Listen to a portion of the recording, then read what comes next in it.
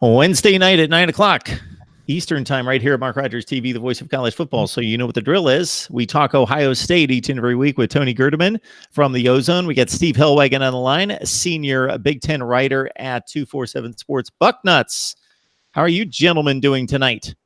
Very well. Doing great. Glad to be here. Getting ready for some fireworks. Ryan Day's having himself a fine time these days as well, bringing in top-level recruits, committing just every few days. We hear about another one. Steve, in regards to the Buckeyes Hall for 2020.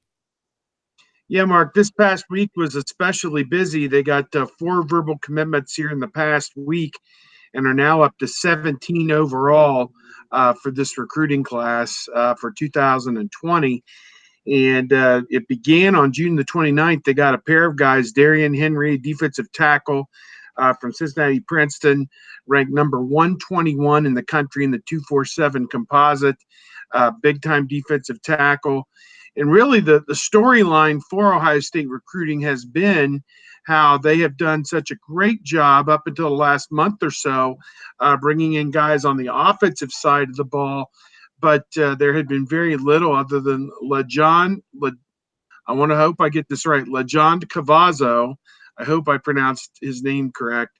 On the defensive side, he was the only guy they had committed until a few weeks ago. And now we're seeing a real run on defensive commitments for the Buckeyes. And that makes sense because when Ryan Day took over as the head coach, he only retained one of the 5 defensive assistant coaches, and that was Larry Johnson on the defensive line.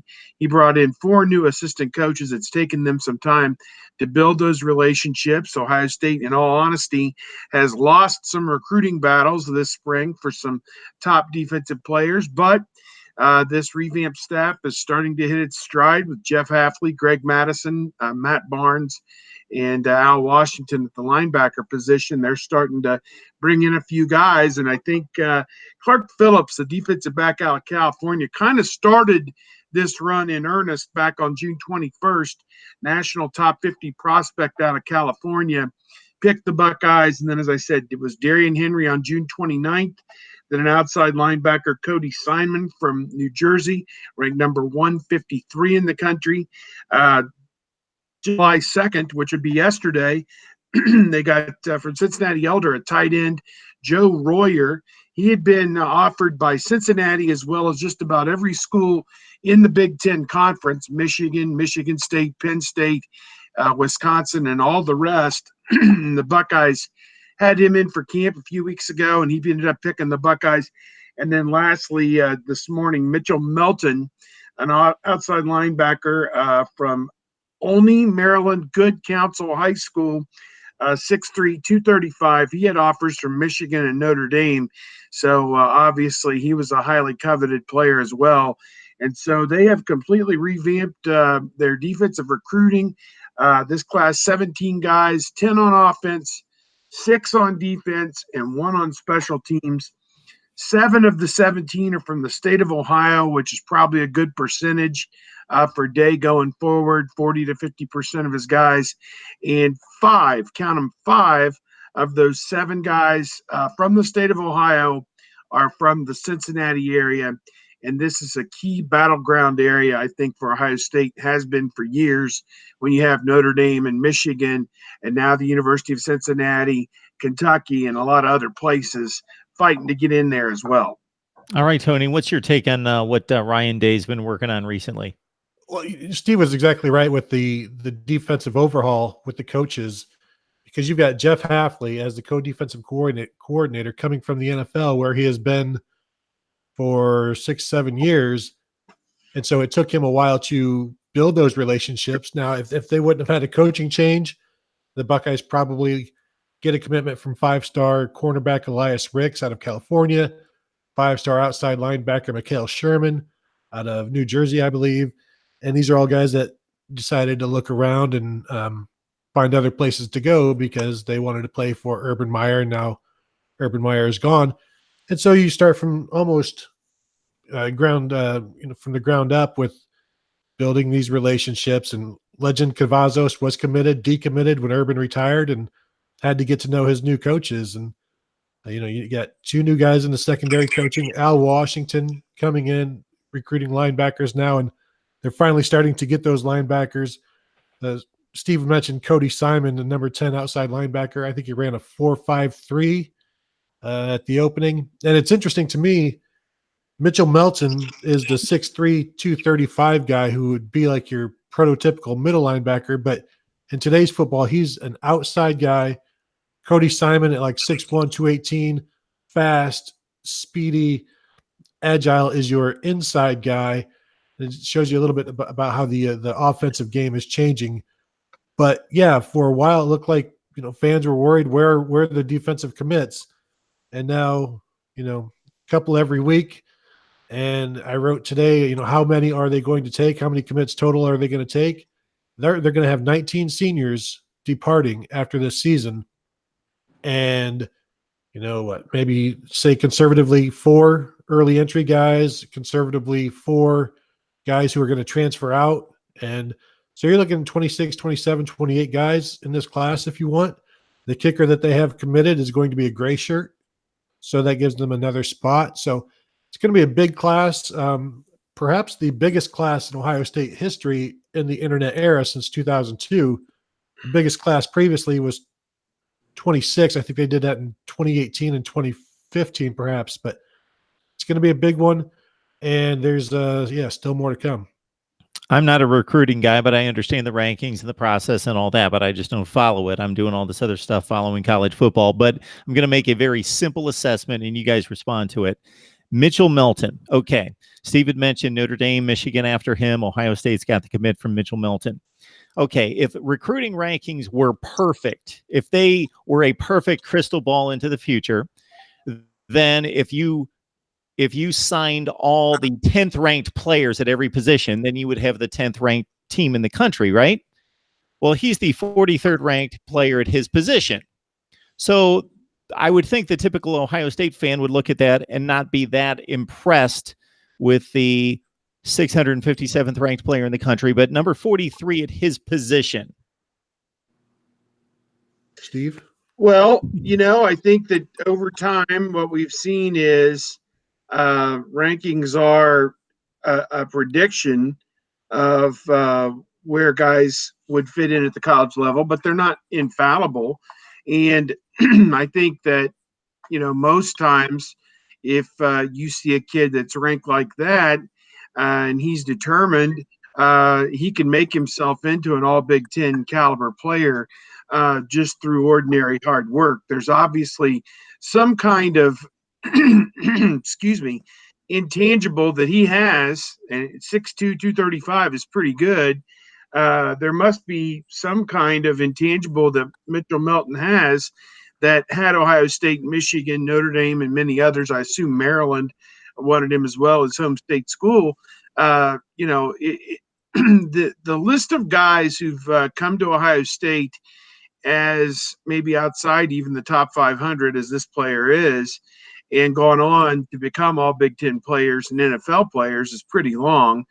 Malcolm Jenkins is one that I remember years ago was not necessarily the highest ranked guy, but he came in and played the nickel role as a freshman and was an All-American within a year or two. So, I think you have to take the rankings with a grain of salt. For every guy outside the top 500 who makes the NFL, there's guys inside the top 25 and the top 50 who never even make it to an NFL training camp. So there could be reasons for this. And again, I haven't done a deep dive on Mitchell Melton's case in particular to say, okay, this is why he's ranked, and I wrote it down, number 657 overall.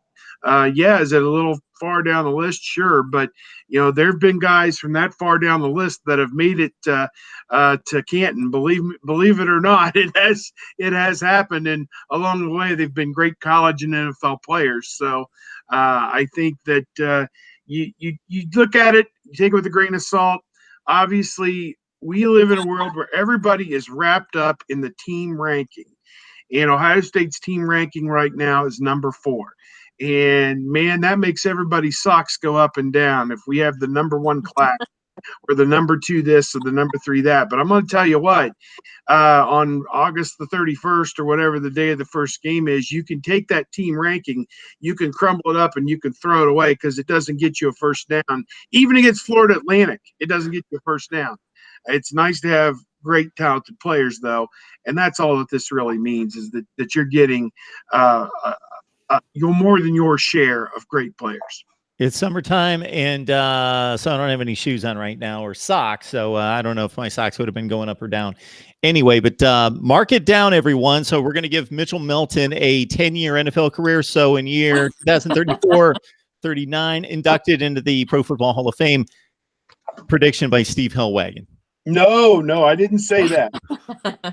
Okay, we've got Tony, we've got Steve, and to class up the operation, finally we got Buckeye Claire on the line. Claire, how you doing today? I'm excellent. Thank you so much. I'll even add it again. I'm like you, Mark. I'm not much of a recruiting expert, but I will say this too. On the opposite of what Steve said, there are plenty of guys like that came in as 5 stars. I think Todd Beckman may have come in as a 5-star. And some of these guys just end up falling flat. And then sometimes it's just about not only how you're going to fit in at the college level, but how you're going to fit in a certain program.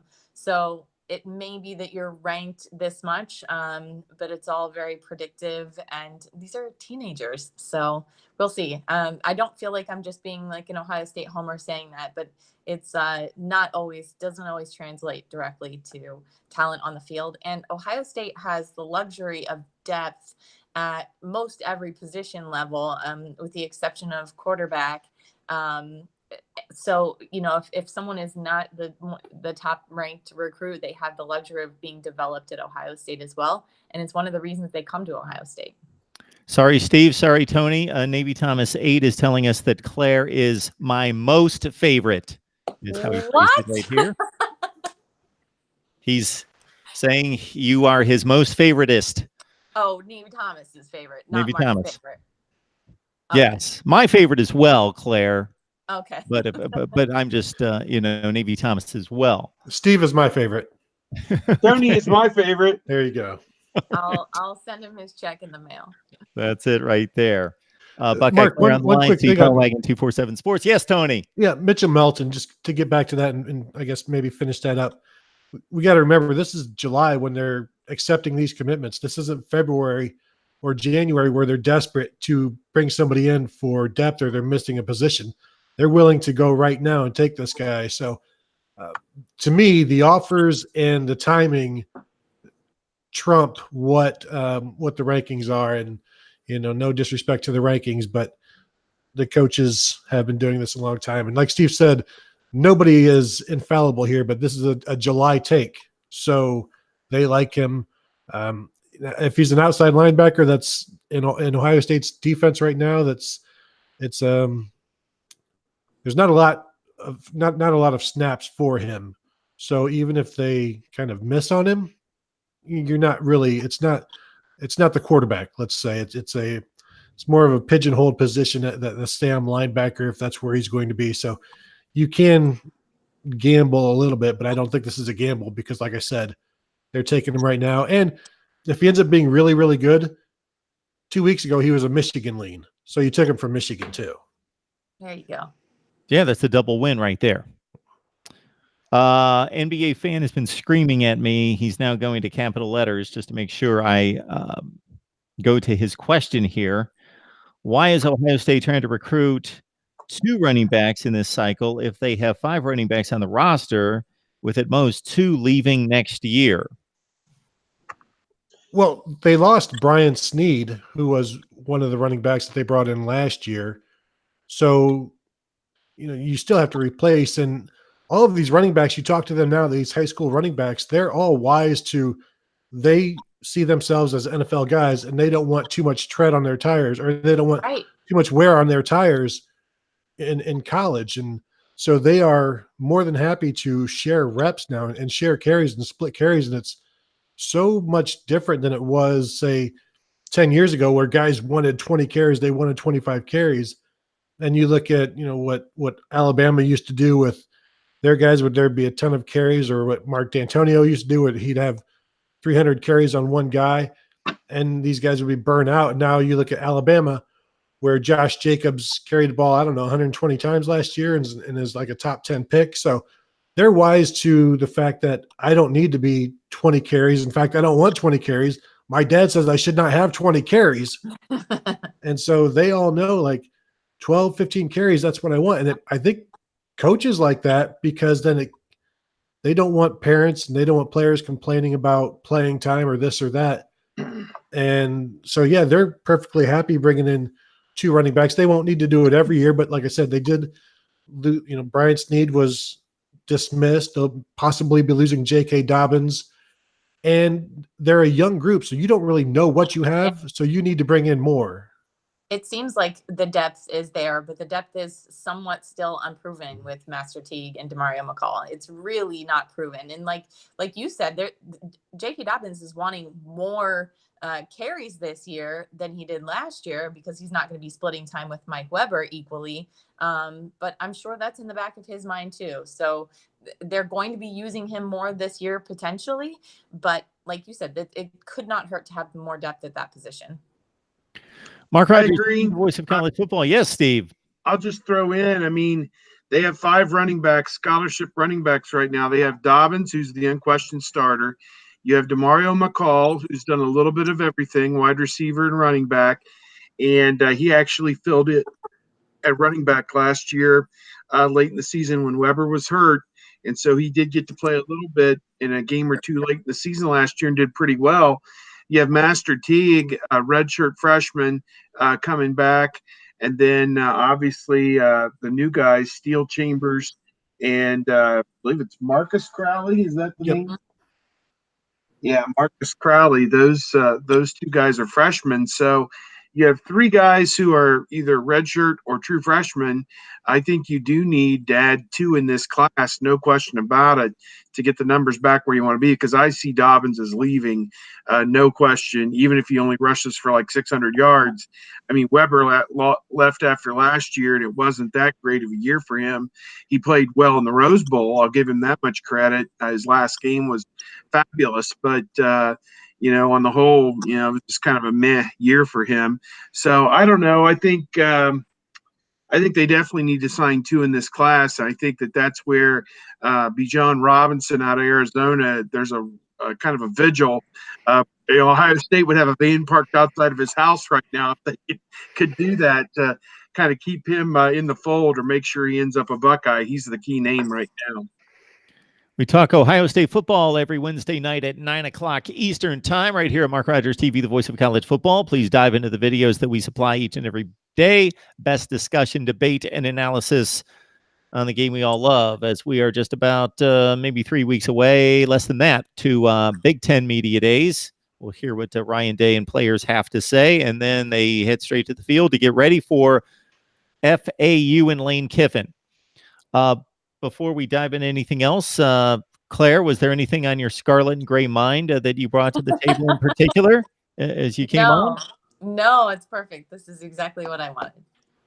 All right. I threw it out there on the Twitter chain, private discussion there about starting to carve through opponents. I didn't know if anybody was ready to talk about FAU. I certainly am not. We could probably hold off and start our opponents breakdown next week by the looks of Tony's facial expression. I actually did. I mean, I've got Florida Atlantic open here. I took a little bit of a look, and I was thinking, there are going to be so many people who are watching Florida Atlantic for the first time ever in August who have never watched them play before. All they know about them is Lane Kiffin. Yeah, and just looking like. We can talk about them later on, but it's Lane Kiffin, his tactic or the way he goes about building this program, that you see why they can go win like 10 in a row, and then last year they have a losing record, and who knows what they'll be this year. You bring in a bunch of, I guess, cast-offs, and sometimes it works. Generally it doesn't, and you hope like the year it works that propels you into a new job. But he's in a tough spot because everybody already knows him. They have seen him fail. And so he almost has to turn FAU into UCF, do what Scott Frost did if he's ever going to move on. So I don't know that he can continue to cast his lot with cast-offs. He almost has to build from the ground up and build FAU into something that isn't like temporary housing. Yeah, that's a good point. I mean, they're a guarantee game for whoever they play outside of Conference USA, which is kind of the league for misfit toys right now in college football. It's not good enough to be the American, but a step above the Sun Belt and a step above the FCS ranks barely. And again, it you don't see a lot of that league's games even on television. I mean, you have to really hunt and find their games. They played some Big Ten schools in recent years. I think they played Wisconsin 2 years ago on the road at Wisconsin, lost 31-14. So, it is what it is. He's got some athletes from the state of Florida. He also has DeAndre Francois, who transferred in there after spring football was complete. And he was the quarterback at Florida State last year. He was dismissed from Florida State for some off the field issues. And again, here's Florida Atlantic. We'll take your tired, your poor, your huddled masses, whatever. And that's how he's going to build his program. And I think if he's able to put a winner on the field there at Florida Atlantic, I wouldn't look for Lane Kiffin to be the head coach there for much longer. I mean, this is a guy say what you will about him, former head coach at Tennessee, former head coach at USC, former head coach of the Oakland Raiders. Even if it was just a cup of coffee at each spot, you think all of the trials and tribulations he's been through, the validation he got as the offensive coordinator at Alabama for a year or two, have helped him kind of, his chance to get back to the bigs. And if he can win 8 or 9 games at Florida Atlantic, maybe an athletic director will take a flyer on Lane Kiffin. I don't know, but we'll see. I think it was our friend Pat Chun, who used to be at Ohio State as an assistant athletic director, who hired him at Florida Atlantic. Pat Chun is now the athletic director at Washington State.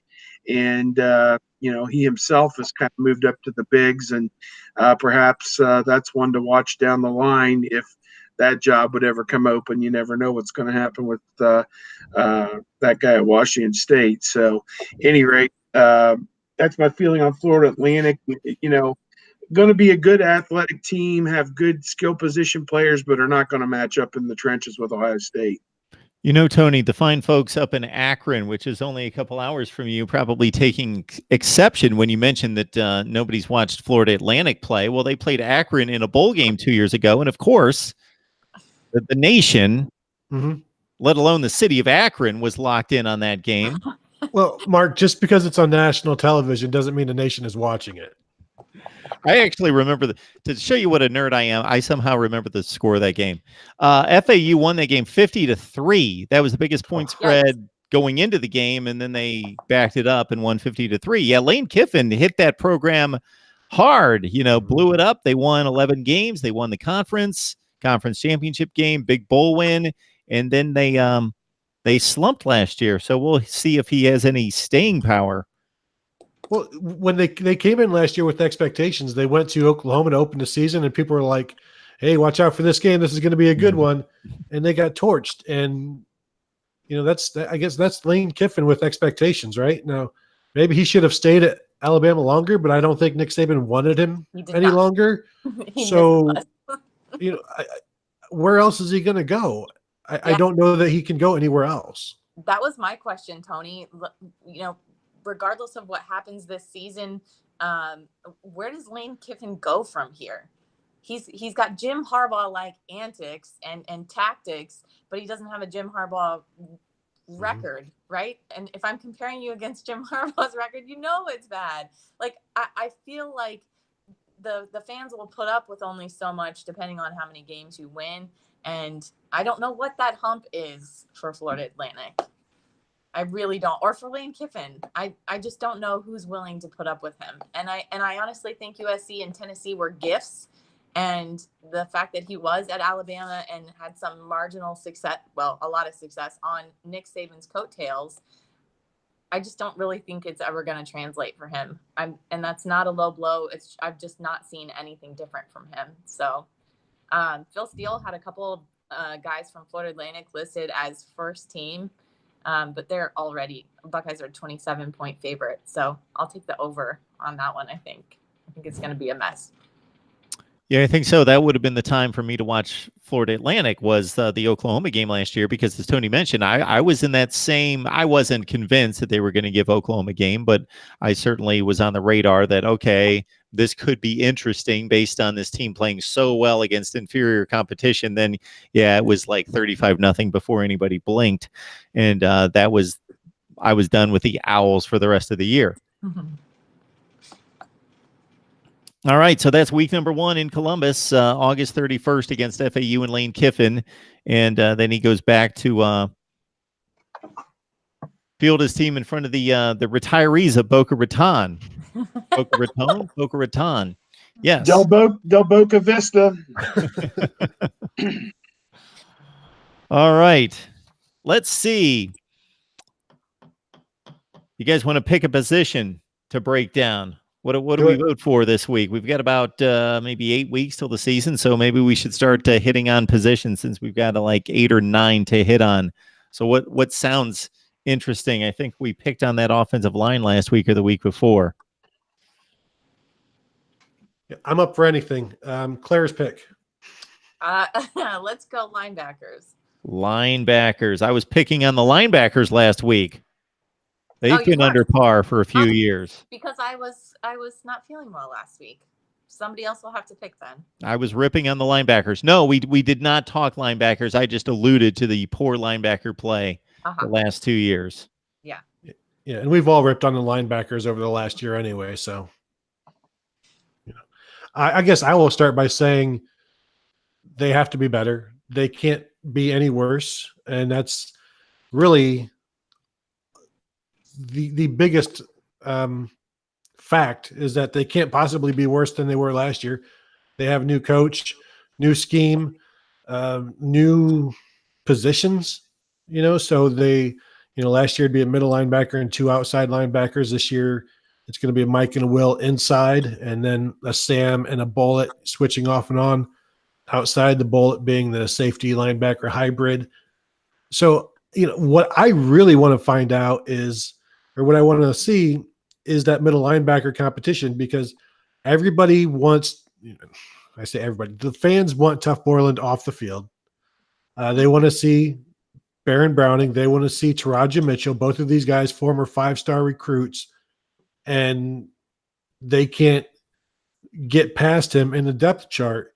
And for me, he missed most of the spring with took a helmet to the knee or something of that nature.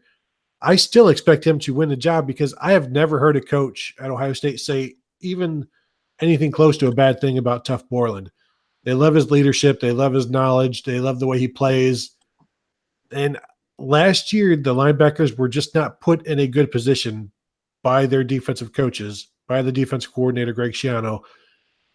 Bill Davis, the linebackers coach, if you want to do something while you're listening or watching this, go to Bill Davis's Wikipedia page and just look at the list of teams, 2 years to stop, and there's maybe 15 teams on there. So he doesn't stay anywhere very long, and why is that? Who knows? But I don't think the coaching staff put the linebackers in a good position last year. They didn't get as much out of them as they should have, and now you've got some changes. Now you've got some things where last year the linebackers were put up on the line of scrimmage to help the defensive line. That didn't work. So this year last year they started backing them off a little bit. Things got a little bit better. Now they didn't play perfectly last year. Baron Browning was missing tackles. Malik Harrison, their best linebacker, was missing tackles. But I just expect everything to be better this year, because the coaching will be better. Everybody's a year older, but I know people want to see Tough Borland get beaten out. I don't know. Do you guys see that happening? I still think he's going to be the guy starting against Florida Atlantic. That is a tremendous question, and I Thank you. think that they went in through spring football, and it was a case where it was Tough Borland, it was Baron Browning, it was Taraja Mitchell were all competing at middle linebacker. And when the spring ended, they asked Ryan Day, "How does that competition stack up? And do you have a leader at that position?" And he just kind of smiled and said, "No, we do not. And that competition will continue." And he has basically put everybody on notice that it doesn't matter what your name is, doesn't matter what class you're in, doesn't matter how much you've played in the past. It's who's going to be the best player on the field within this defense, and that's what's going to prevail. So I can't say one way or the other. I kind of give Borland a little bit of a pass for last year. He had a Achilles injury that occurred in the spring, way back, probably 8 months before the season, 6, 7 months before the season. And they said, well, it'd be unlikely for him to come back till the middle of the season. And yet by the second game, he was out there running around doing the best he could. Browning was also banged up. People forget that Browning probably would have played more as well himself, but he was banged up. They didn't want to put Mitchell out there as a true freshman. So they went with the guy that they thought was the best for what they had, was Tough Borland.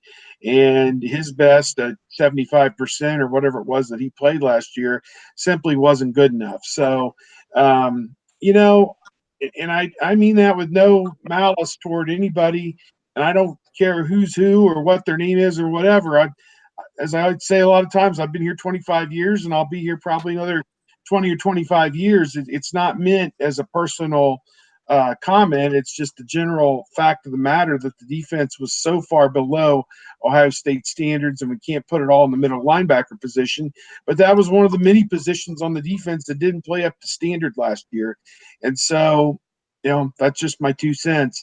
I think outside, it's obvious Malik Harrison is going to be a starter at one of the outside spots, and he could potentially be an all Big Ten, perhaps even an All-American type player. The things that we see out of him, he's a freakish type athlete who can run down plays. And then the other position is Pete Werner, who was a first-year starter last year, first time he'd ever played, really, I think as a redshirt freshman, and came in there and did a few things. And they're talking about that position splitting time with this new bullet position, which is kind of a safety linebacker position. So I guess we'll see how those reps are meted out and under what down and distance and field position that you go from one look to the other look. But it sounds to me like a lot of his playing time is going to be cut into with this new bullet position that's coming on. It sounds like Brendan White may be the guy there, with Brendan White moving from safety and then either Okuda or Wade playing the other position. So, I don't know what to think or what to say other than it's got to be better. Like Tony said, I think Harrison is a keeper. I think the other two are up for grabs, and they may be solving some of the ineffectiveness of Werner at times by saying, "Well, we're just going to put another safety out there. It'll be a glorified nickel type look in some sets." And Steve, you bring up the 2 players that I think at least come to mind for me as being the main reason why there was an upgrade in the play on that side of the ball after the Maryland game, and that's Malik Harrison, who had a really good season start to finish, but especially toward the end, and then Brendan White emerging, obviously, due to injury and getting his chance and stepping up in a huge way. Claire, what you think about this defense? So I think it's going to be interesting. Jordan Fuller at the safety is officially cleared. So, that's going to potentially free up Brendan White to put a little more focus on that bullet, perhaps. But the coaching staff has mentioned, and we've talked about it here, about wanting to kind of simplify things in order to slow the game down a little bit for these guys. And I don't think it's that they don't have the talent. I don't think that they don't have a football acumen or a football IQ. I think that what they were given from a coaching standpoint and a defensive scheming standpoint was just not up to their talent level and their level as a unit together. So simplifying things, and if you're going to simplify things, yes, it might be predictable, but we're at Ohio State, and I will happily watch another team with a hat on a hat against Ohio State talent. So I'll agree with pretty much everything Tony and Steve said about Malik Harrison and him kind of being like this bright spot amongst the group. But it's definitely an opportunity, huge opportunity. There's a reason I picked linebackers, because it's of the position groups, it's needs the most work. We can go back in order with Tony. My thought is, and I would love to get the assessment from you three, the dynamic between Alex Grinch and Greg Schiano and how that worked. Because when Grinch was signed, I thought, my goodness, look at the work that he did at Washington State with nowhere near the talent. You talk about recruiting rankings on the defensive side, especially for Washington State, and he turned that into a unit that was Swiss cheese into a really respectable unit. One of the top 3 defenses in the Pac-12 is the Pac-12, but the Pac-12, a very good defense and a nationally rated like top 25 type defense at Washington State. So I thought, man, that is a great hire. And now he's moving to Oklahoma, and we'll see what he can do with the defense, a team overall that was much mirroring, if that's a word, the same as what Ohio State's output was, obviously, with the dynamic offense and the underachieving defense. But I just think that maybe there was a missed opportunity with not letting Alex Grinch possibly exact more of his authority on the defense, Tony. Yeah, I would agree. You look at the safety position, and last year, Jordan Fuller did not play as well as he did the year before. Isaiah Pryor had rough moments. The safeties weren't great last year, but they were playing Greg Schiano's defense. And I agree. I don't think Alex Grinch was allowed to put his stamp on this defense. And if he was, he probably would have stuck around. And he was still coveted. Oklahoma obviously wanted him. They paid him well. So, yeah, I don't know that they really got much out of him last year. I've said this on my own podcast. I'm not sure if I've said it here, but, last year was the first year with the extra coach, and Greg Schiano had no position to coach. So he had more time than ever, maybe more time than he needed, more time than he should have had to come up with things for this defense to do. We talked to Greg Madison last month, and he said, Greg Madison is that same. He doesn't have a position to coach, and he's like, I couldn't do it. I felt like I was stealing, so I had to grab the Sams and work some with them and some with the Bullets. And I think when we talk about how complicated this defense was last year and how they've simplified it this year, I think Greg Schiano just had a lot of time to devise all of these things. Like maybe he thought he was back in the NFL, but the players have 20 hours a week that they can put towards this stuff. They're not NFL guys where they can spend 60 hours thinking and studying these nooks and crannies of this defense. So, yeah, it would be interesting to see what Alex Grinch's own staples would have been. Now, they say there were some things there, but who watches Washington State's defense to know what those, quirks and tweaks were? But yeah, there's a reason he's no longer here, and I don't know that it's necessarily because Ryan Day didn't want him. Probably a mutual thing, and he felt like Oklahoma, he can control his own thing, and maybe he thought that's what he was going to get at Ohio State eventually, and that's clearly not what happened. I've got all of Washington State's defensive schemes downloaded since 2014. They're right here in my finder. Right next to your FAU games that you've watched all over, these last 3 years. And Tony, by the way, you can't deliver the best on your podcast and not bring your A game over here. So don't be telling us about your great insight that you're delivering on your podcast. Yeah. Hey, catch me anywhere else. What do you think about that dynamic, Steve? Not that it matters now, but that maybe Alex Grinch was a resource that was underutilized. Oh, last season was definitely a missed opportunity. Best quarterback they'll ever have in a one-year setting. Put numbers up that nobody will ever see, I don't think, again. And, they didn't win the national championship, didn't make the playoff even. So to not make the playoff because of that, really because of that one poor game, that they played at Purdue, and it was offense and defense both in that one game. But the defense was an epidemic all season long. I mean, there's just no two ways about that. When you talk about you're giving up 30, 40 points to teams that you typically slam the door on. They had a stellar effort against Tulane. I think they held them down to 6. That was the marquee showing. That may have been the high water mark. They gave up 3 to Rutgers, so that was good. Maybe they got a false sense of security. They gave up 2 80-yard touchdown runs in the first week against Oregon State, and you were kind of like, okay, you've won the game. The final score was 77-31. And there was so much great that happened offensively. And then you look on defense and you gave up, these 2 long plays, and you're like, what was that? And that was just the beginning of things that would come. I mean, you had the 90-some yard touchdown run by TCU, a 90-some yard short pass and touchdown by Penn State. It was pathetic. I mean, it just really was not a good showing. I think, obviously, for Ohio State's defense the entire season. And, people say, well, there was some dysfunction there with what Greg Schiano wanted to do, what Alex Grinch wanted to do, with what Larry Johnson may have wanted to do. Who knows? Bill Davis, and so on and so forth. Taver Johnson, what did he add to the table as the DB's coach, the cornerbacks coach? I don't know. So, it was just a very messy situation from the word go. Missed opportunities, best 2 words I can think of to describe the entire season.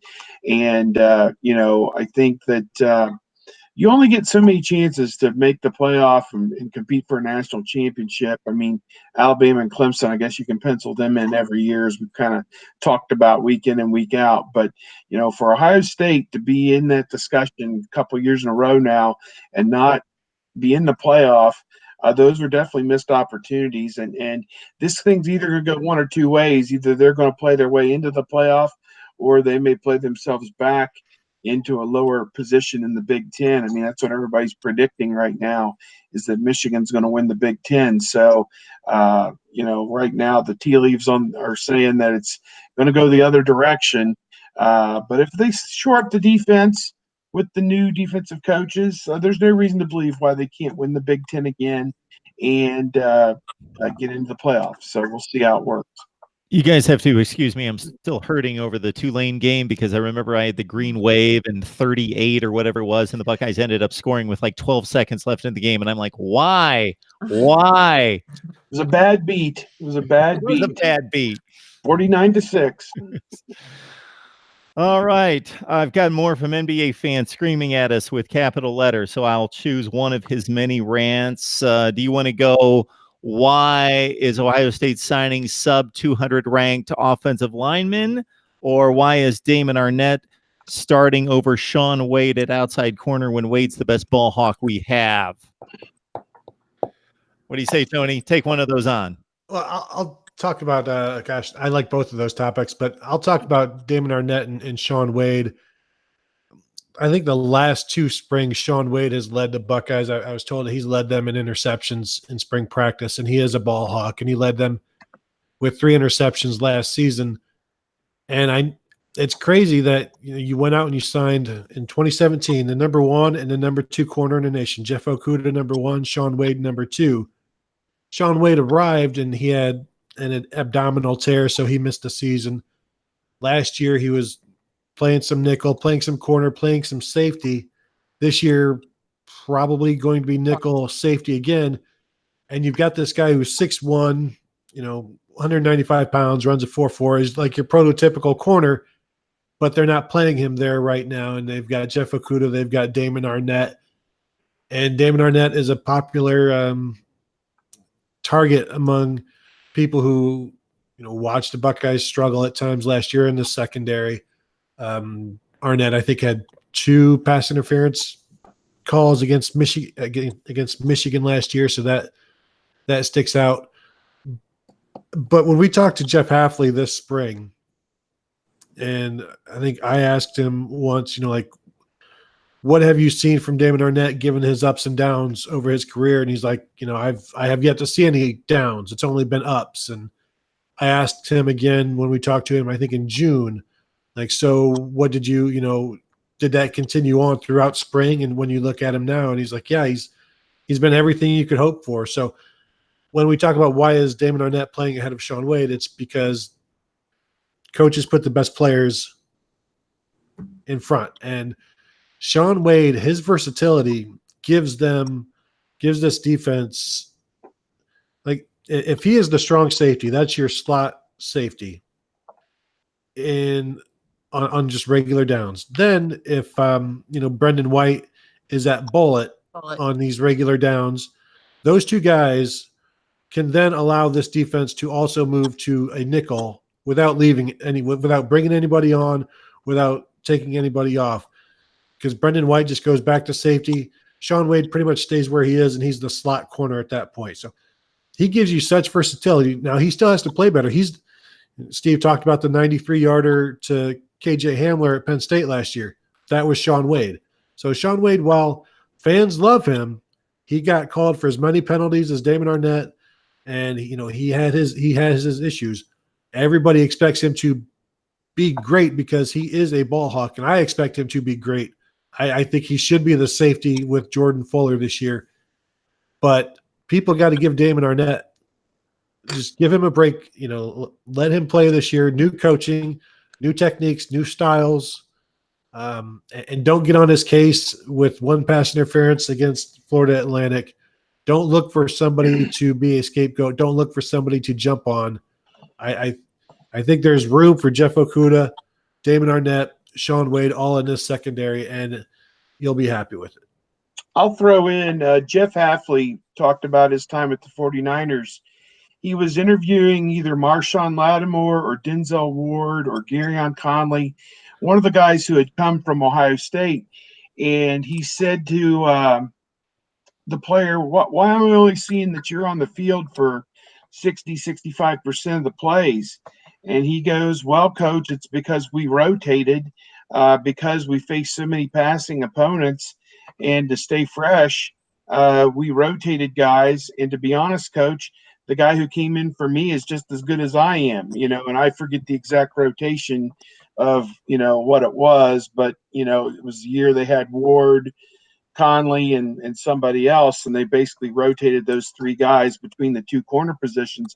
I think the same thing is going to apply this year. So your guy who has asked this question can rest assured that Wade, Arnett, Okudah, Fuller, White, those five guys in particular, and then maybe even down to Jacen Went, who had a very good spring. Maybe you even go down to six guys in that secondary are going to play quite a bit. And that doesn't even tell you about any of the young guys who could come on this fall, like a Tyreek Johnson, who was a big-time signee last year at the cornerback position. Maybe he squeezes in there. So I am excited to see which direction this goes with the secondary, but I am almost positive that you can't get too upset that, okay, they penciled in four guys. These are our starters. Well, in all honesty, 5 or 6 guys are going to play starters reps. So I don't worry too much about it. They're all going to play 60, 65% of the snaps. Fuller may play 80% just because, he's at a different position at safety alone where maybe he'll play more of the reps. But I don't worry about that because I'll go back to what Hafley was told by one of the Ohio State guys. And it wasn't that they drafted that player. It was just it came up during an interview session that he had with one of those former Buckeyes. Like, why are you only on the field 60% of the time if you're the best corner on the team and going to the NFL? And he goes, coach, it's because the guy behind me is just as good as I am. So, it was to keep a fresh guy on the field. Claire, we're at that point in the show where we take our parting shots. So whether it's one of these two subjects or anything on your mind. I'll just kind of give you a jambalaya of all the fun stuff. Jambalaya. I've been sitting here a long time and I'm hungry. Go ahead. No, I think that we can't really pin everything on Alex Grinch like you.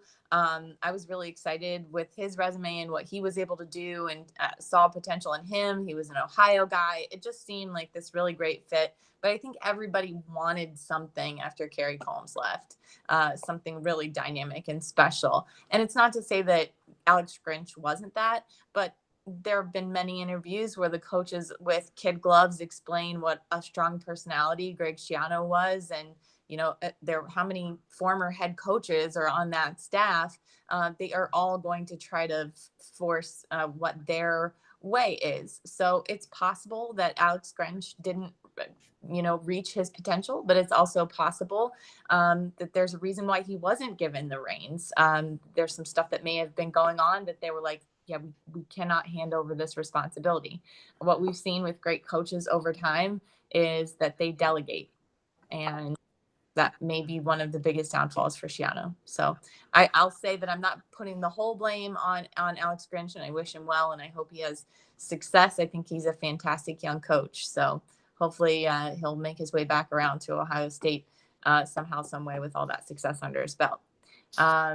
Same thing, kind of similar to what everybody else said about Damon Arnett. I just think that with new coaching staff coming on, I think there's going to be everything kind of discipline-wise shaping up. So that's really what I would like to see more than anything. I think penalties, they were an extremely highly penalized team last year. So I'll be looking for more discipline because of that.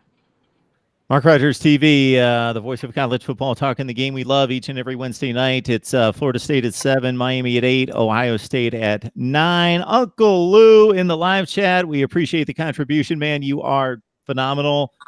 Letting us know that Cheryl is irate. Cheryl, bring it down.